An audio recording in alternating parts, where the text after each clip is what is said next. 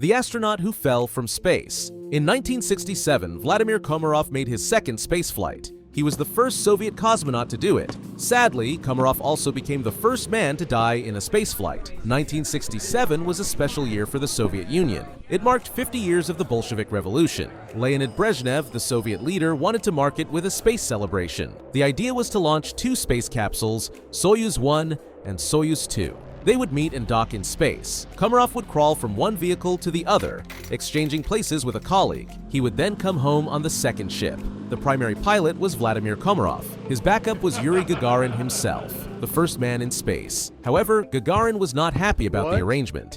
He and a team of technicians inspected the Soyuz 1. They found 203 structural problems. Gagarin said the mission should be postponed until improvements were made. He personally wrote a 10-page memo, but nobody dared to show it to Brezhnev. With a month to go before the launch, Komarov approached a friend. "I'm not going to make it back from this flight," he said. "Why don't you refuse then?" The friend asked.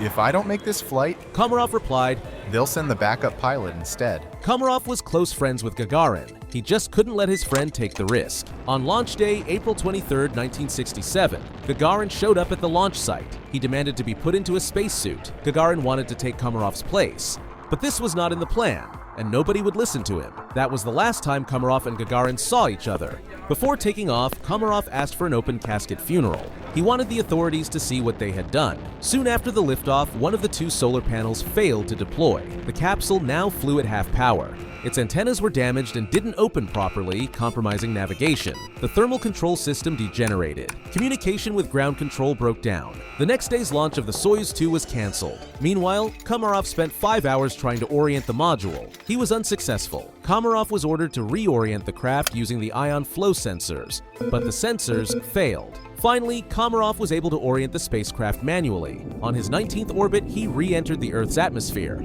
But the module's drogue and main braking parachute failed to deploy. Soviet Premier Alexei Kosygin called on a video phone to tell him he was a hero. His wife was also allowed one last call to say goodbye. Then Komarov plunged to his death, screaming all the while. He was given a state funeral, although only a chipped heel bone survived the crash. Vladimir Komarov was only 40 years old.